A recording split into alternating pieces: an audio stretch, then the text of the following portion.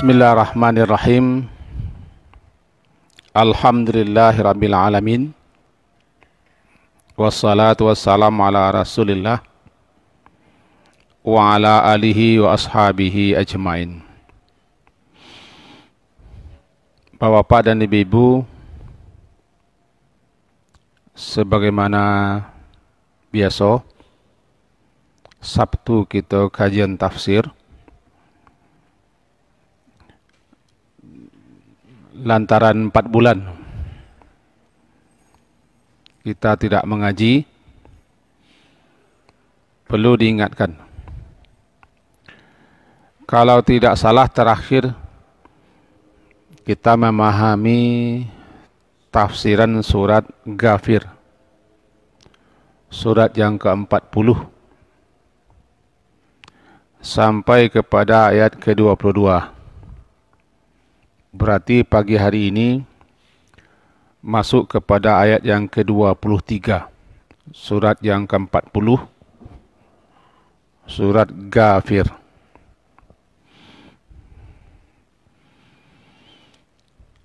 A'udzu billahi minasy syaithanir rajim. Bismillahirrahmanirrahim. Wa laqad arsalna Musa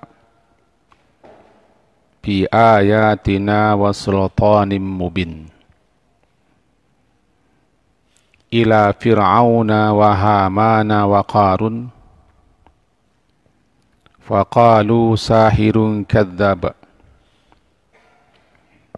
falamma ja'ahum bil haqqi min 'indina qalu qtulu abna alladhina amanu ma'ahu wastahyu nisa'ahum wa ma kaidul kafirina illa fi dhalal.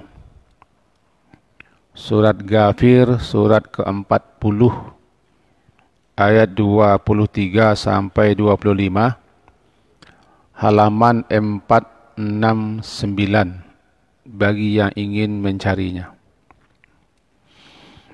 Mari kita terjemah dulu sesuai dengan terjemahannya. Walaqad arsalna Musa, dan sungguh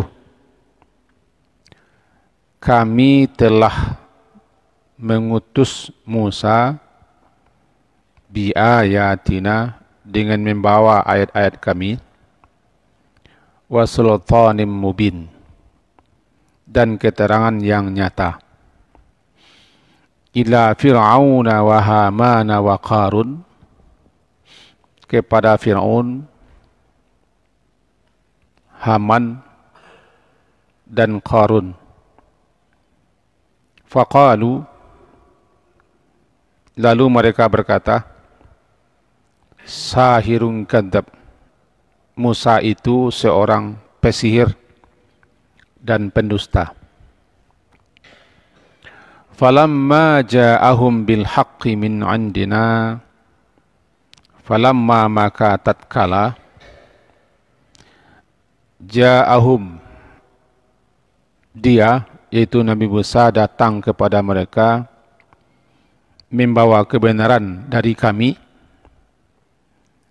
qalu, mereka berkata, uqtulu abna alladhina amanu ma'ah, bunuhlah anak laki-laki daripada orang-orang yang beriman bersama dia, wastahyu nisa'ahum, dan biarkan hidup perempuan-perempuan mereka, wa ma kaidul kafirina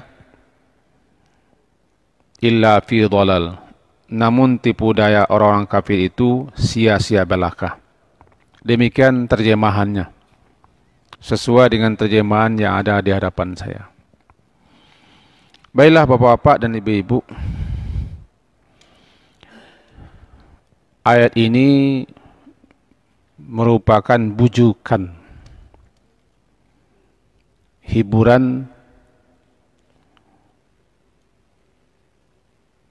untuk Nabi Muhammad sallallahu alaihi wasallam. Lantaran beliau menghadapi berbagai macam penentangan, pengingkaran, permusuhan, tindakan-tindakan teror, intimidasi, bahkan sebagian daripada kaum muslimin ketika itu disiksa, dianiaya, dibunuh, dan berbagai macam perlakuan-perlakuan lainnya. Bahkan orang-orang terdekat beliau sendiri, panmam beliau sendiri, kaum beliau sendiri, itu yang menjadi penentang utama. Sehingga beliau merasa sedih, berhibah hati, dan merasa seakan kaum beliau itu tidak sedikit pun peduli terhadap apa yang beliau sampaikan. Maka berkaitan dengan itu turunlah ayat-ayat ini, mengkisahkan apa yang dialami oleh Nabi Musa dan apa yang dialami oleh rasul-rasul lainnya, serta apa akibat daripada orang-orang yang menentang, mengingkari, memusuhi dakwah yang disampaikan oleh para nabi, para rasul itu. Juga peringatan keras kepada kaum beliau sendiri, orang Quraisy, orang Makkah, tokoh-tokohnya, pemimpin-pemimpinnya. Itu yang pertama. Yang kedua, biasanya tokoh-tokoh pemuncak, kalau bahasa Jawa induk angkang, tokoh-tokoh pemuncak, tokoh-tokoh utama, dewa akan namanya induk angkang. Induk angkang, tokoh-tokoh pemuncak, penentang kebenaran,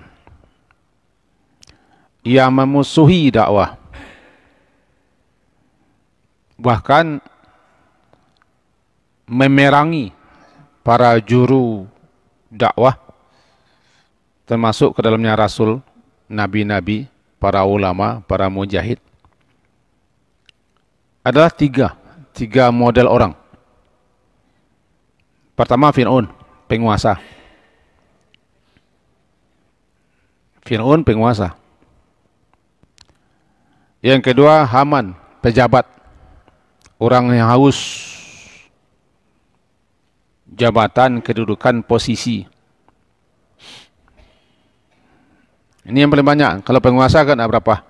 Yang paling banyak adalah orang-orang model Haman ini.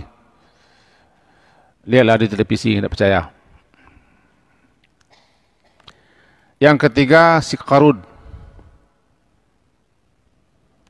Orang-orang kaya, orang-orang dehef, punya, orang-orang punya.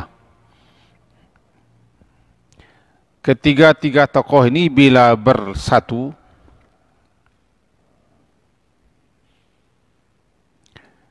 apabila mereka kompak, maka pengikut-pengikut,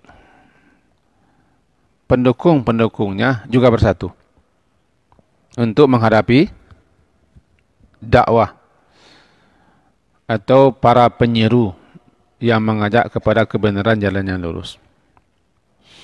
Dan memang sepanjang zaman tiga model manusia ini, yang lainnya pengikut tuh. Yang mengikuti macam-macam pula, ada yang fanatik, ada yang takut hilang posisi jabatan, ada yang turut-turutan, ada yang memang benci. Nah, masa pengikut sesuai dengan apa yang diikutinya. Ini yang kedua yang diingatkan. Yang ketiga, sebelum kita masuk ke sini, tidak ada sepanjang sejarah semenjak Nabi Nuh diutus sebagai Rasul pertama sampai Nabi Muhammad yang tidak akan menentang yang tidak akan memusuhi, menolak, menteror, mengintimidasi, bahkan membunuh puncaknya. Orang-orang yang mengikuti kebenaran. Tidak ada itu. Tidak akan sepi. Laman yang diundang orang awak. Di mana ada Muhammad, di situ ada Abu Jahia. Laman jadi undang. Ulik bulu ku ada miang, ada sen saja. Siapa yang telah memancangkan dirinya sebagai juru dakwah, penyeru kepada kebenaran, kepada jalan lurus, kepada yang hak, kepada jalan Allah, pasti ada yang menentang. Yang menentang itu biasanya bukan orang jauh,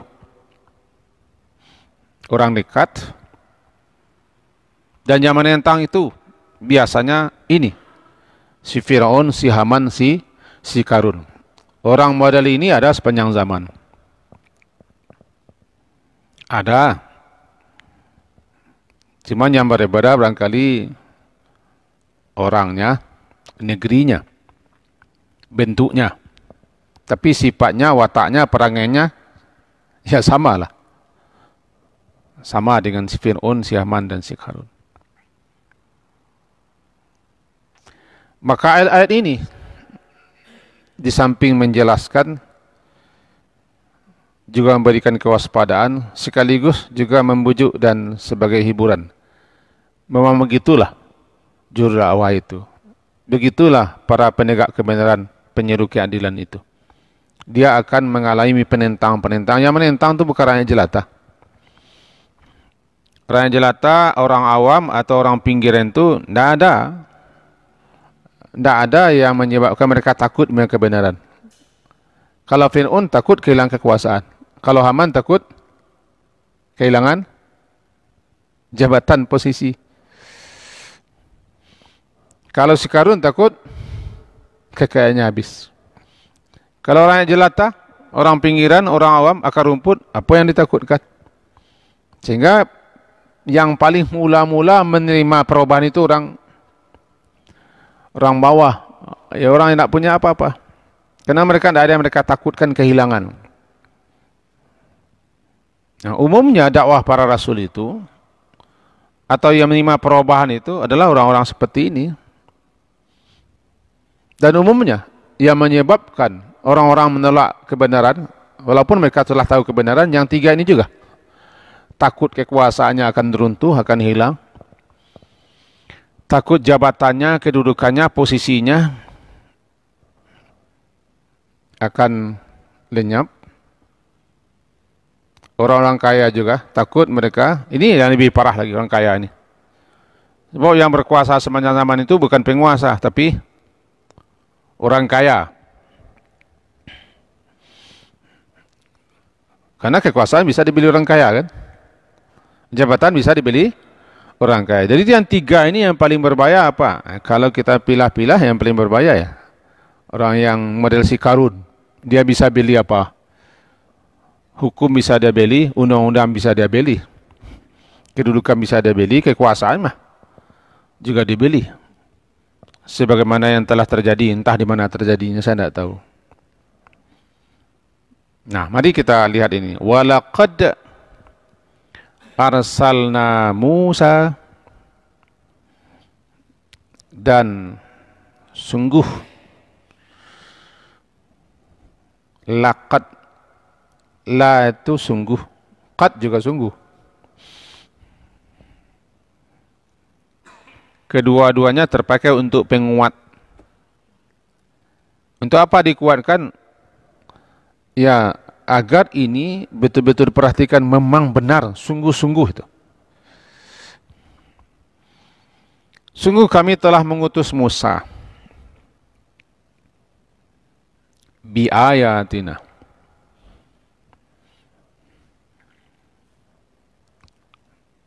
dengan membawa ayat-ayat kami.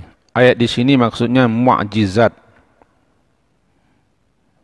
Terkenal dengan mukjizat yang 9. sebagai bukti kerasulan Nabi Musa alaihissalam. Karena orang-orang sepanjang zaman pasti minta bukti. Lebih-lebih beliau-beliau model si Firaun, si Haman dan si Karun, pasti mereka cari-cari apa buktinya, mana ininya, mana itunya, apa tanda-tandanya yang kau rasul mendawa-dawa segala macam jadi rasul. Tapi kalau orang yang punya pikiran yang sehat, punya hati yang bersih, bagi mereka tidak perlu bukti. Karena dakwah para rasul itu pasti diterima oleh akal sehat, hati yang bersih. Yang selalu minta bukti itu siapa? Orang yang akalnya sudah ditutupi oleh kekuasaan, jabatan, kekayaan. Nggak saya kan ya? Bahkan yang mengaku orang muslim sendiri, kalau dia sudah begitu, dia bisa saja mempelintir ayat. Ayatnya bukan dipelintir, pemahamannya yang dipelintir. Dia bisa saja bicara atas nama agama, walaupun pemahamannya jauh menyimpang. Kenapa? Karena Tuhannya ketika itu sudah kekuasaan, Tuhannya sudah jabatan. Lihatlah, tidak percaya. Ini Musa kami utus bi ayatina, membawa ayat-ayat. Ayat-ayat di sini maksudnya mu'jizat. Arti ayat itu tanda. 9 ayat. Terkenal sekali dengan tangan beliau. Tangan dan tongkat itu yang paling terkenal kan? Tangan dan tongkat. Wasultan. Sultan adalah hujjah. Keterangan-keterangan mubin yang jelas, nyata sekali. Jadi sultan berupa keterangan-keterangan hujah-hujah yang jelas, terang dan kuat, tidak bisa dibantah. Apalagi Nabi Musa ditemani oleh saudaranya Harun sebagai juru bicara yang fasih. Kata para ulama, Harun itu lebih fasih daripada Musa. Dia ahli diplomasi. Dia bisa berorasi. Ketika Nabi Musa Allah angkat jadi Rasul, Nabi Musa bermohon agar saudaranya juga diutus bersamanya. Karena saudaranya lebih fasih. Bukan Nabi Musa telo. Nabi Musa tidak telo. Cuma lihat tak fasih. Tidak termasuk orang yang ahli dalam beradu berorasi. Sebagian orang mengatakan karena lidah beliau dulu termakan kurma panas atau hidangan panas. Wallahu alam. Tapi yang jelas Harun adalah fasih. Sehingga dalam doa beliau wahlul 'uqdatam min lisani yafqahu qawli.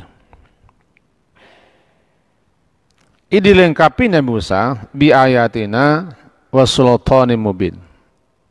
Kepada siapa diutus? Diutus kepada 3 sosok ini. Di samping beliau diutus untuk umat di zaman itu khususnya Bani Israel. Karena 3 makhluk ini yang berbuat lalim, berbuat zalim sewenang-wenang kepada Bani Israel. 3 ini. Mereka yang memperbudak, menjadikan Bani Israel yang ada di Mesir menjadi manusia-manusia yang seperti binatang.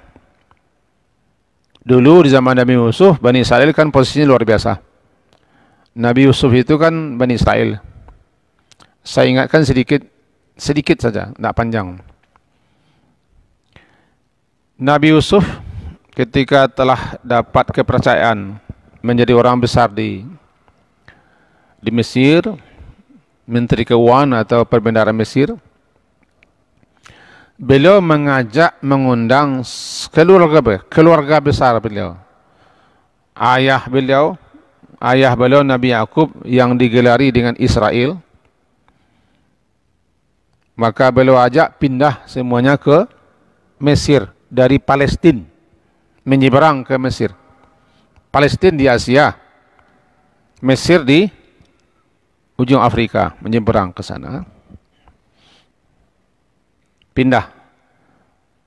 Maka Nabi Yakub yang gelar beliau adalah Israel, anak-anak cucu beliau, cicit-cicit beliau bernama Bani Israel. Nabi Yusuf, ya Bani Israel, karena beliau anak Israel. Bani Israel adalah keturunan Nabi Yakub. Mereka berkembanglah di Mesir. Artinya mereka kaum pendatang ke Mesir. Warna kulit pun berbeda dengan penduduk Mesir. Bangsa asli Mesir namanya Qibti atau Qubti. Nah, mereka datang ke Mesir. Di zaman Nabi Yusuf tentu mereka mendapat penghormatan, mendapat perlakuan istimewa. Tapi roda berputar. Batilkal ayamu nudawiluha bainan. Sudah berputar. Kata orang Minang, idikku coroda pinati. Sekali kata, nah tiba di zaman si Firaun, maka kaum pendatang itu ditindas, diperbudak. Kaum pendatang adalah Bani Israel, diperbudak, ditindas, diperlakukan semena-mena, dijadikan budak, dijadikan kaum pekerja. Kalau di zaman Jepang, kata orang dulu, saya tidak hidup di zaman Jepang, rodi paksa ya. Mirip-mirip seperti itu, bisalah dikatakan. Nah, Nabi Musa diutus untuk menyelamatkan kaum bangsa Bani Israel, sekaligus dakwah kepada 3 tokoh ini. Firaun dengan kekuasaannya, Haman dengan posisi dan jabatan, masing-masing kan punya pengikut. Tukang angguk-angguk, tukang bawa kampi, bawa map, bawa pensil. Orang kalau haus kekuasaan dan suka jabatan, walaupun dia intelek, dia akan tunduk manut kepada si Firaun. Walaupun Firaun itu bele, ongok ele. Meskipun Firaun itu ele, ongok, tea, inguh. Tapi kalau orang sudah haus jabatan, kedudukan, apapun pendidikannya, walaupun S-nya sudah sampai S11 lah misalnya, enggak. Kalau sudah itu, dia sudah seperti kabau diatur hidungnya lah.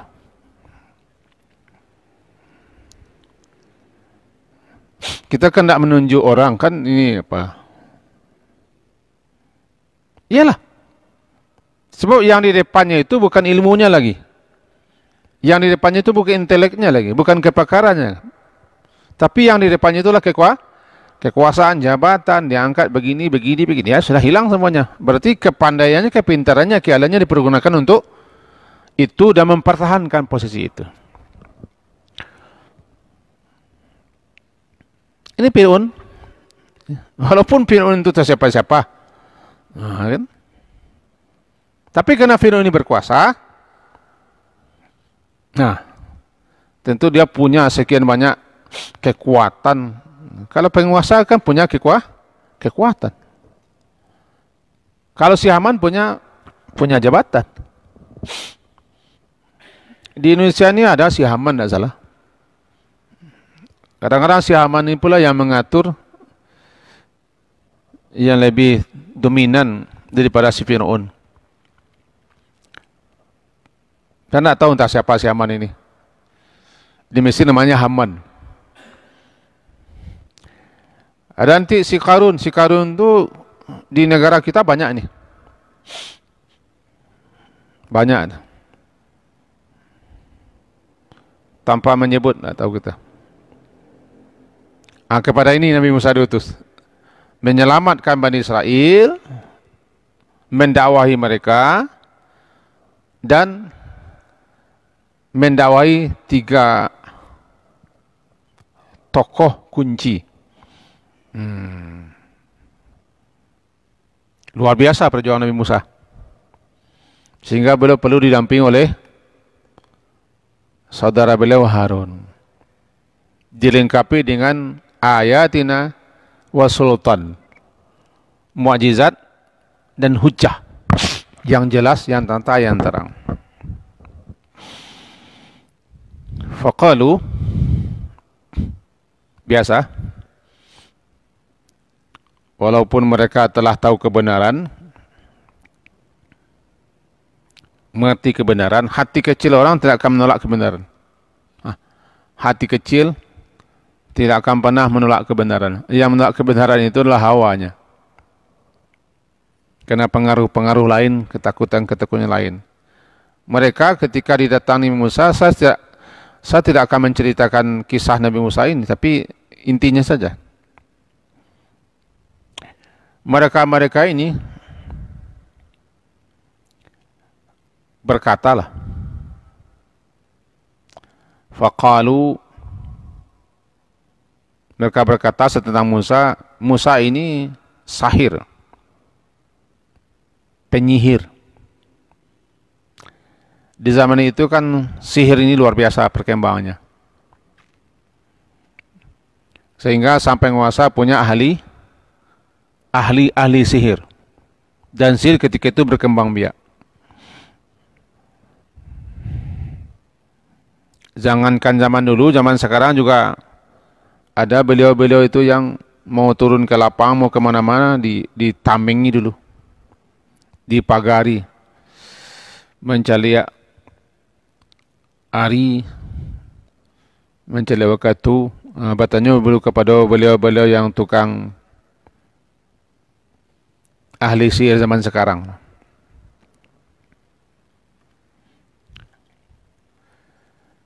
Jadi di situ berkembang sihir, banyak sihir.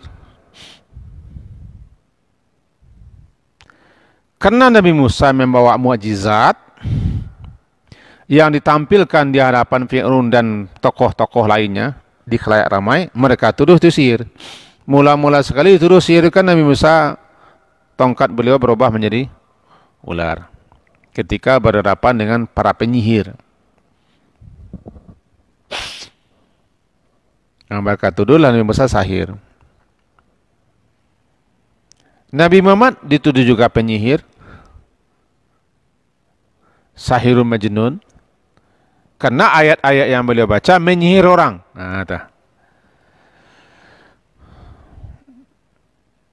Menyihir itu kan bikin orang terpesona. Bikin orang terpesona, terpana, ternganga. Terpesona, terkesima, ternganga. Kehebatan. Bahkan orang kalau hebat berorasi, orang bisa terpana, terkesima dan ternganga. Apalagi ayat yang dibaca Nabi Muhammad, Quran, firman Allah, ya pastilah orang yang ahli sastra, ahli bahasa, dan orang yang punya akal sehat, dia terpesona dengan ayat, menakjubkan. Sampai-sampai jin-jin pun di zaman Nabi dulu terkagum-kagum. Inna sami'na Qur'anan ajaba. Kami mendengarkan Quran yang menakjubkan sekali. Menakjubkan sekali. Kata jin-jin yang mendengarkan ayat. Nah, orang-orang yang tak mau nerima ajakan Nabi Muhammad katakan Nabi Muhammad sihir. Karena ayat yang baca menyihir. Bukan main sihir model tongkat. Bukan simsalabin, bukan ada kadabra. Tapi ayat yang beliau baca membuat orang terpana. Bukan iramanya yang bikin orang terpana, isinya. Kalau kita terpana karena orang yang baca ayat itu hebat suaranya. Dia qari. Lantunan ayatnya menyejukkan hati karena hebat iramanya. Umumnya begitu, walaupun tidak semua begitu. Tidak. Orang Makkah, orang Quraisy, orang yang saya rasa orang Makkah itu pandai bahasa Arab. Menurut saya ya. Quran kan bahasa Arab. Quran itu kan bahasa mereka. Tahulah. Kalau di Minang yang tahu dia adat ya nenek mama kan, penghulu kan. Tahu berpatatah petitih, pakai mamangan, istilah-istilah, kata-kata bijak di Minang. Ngerti lah. Lalu datang orang berdakwah dengan bahasa Minang, mengertilah pemimpin-pemimpin tokoh-tokoh. Sama lah Nabi Muhammad datang membawa Al-Quran. Al-Quran itu bahasanya luar biasa. Itu tokoh-tokoh Makkah, nenek mama orang Makkah, penghulu Makkah lebih terkagum lah. Cuma mereka tidak terima. Mereka bilang ini sihir. Gitu. Karena ketakutan. Nabi Musa dituduh sihir karena memang Nabi Musa membawa mukjizat. Mukjizatnya bisa disaksikan. Tangan beliau bisa putih bercahaya. Tongkat yang beliau bawa bisa jadi ular. Dipukulkan ke batu bisa mencerna mata air. Dipukulkan ke lautan bisa terbelah lautan. Dan mukjizat lainnya. Dikata mereka ini sihirin. Sahirun. Kadzab. Penyihir dan pembohong, pendusta. Sahirun kadzab. Kata-kata ini, ucapan-ucapan seperti ini agak kompak orang sepanjang zaman ini. Karena kebenaran tidak bisa ditolak, diajukan dalil, argumentasi, dilawan dengan bahasa, tidak mampu melawan dengan bahasa, yang jelas ya. Karena dia sultani mubin atau burhan. Maka mereka itu nampaknya sama, semenjak zaman Nabi Nuh sampai zaman akhir zaman sama alasan mereka.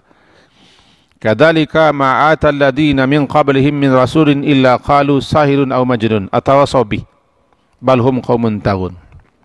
Surat Az-Zariyat itu. Dalam surat Az-Zariyat surat ke-51 ayat ke-52 dan 53 bunyinya ya seperti itulah. Kadzalika. Memang seperti itulah rupanya.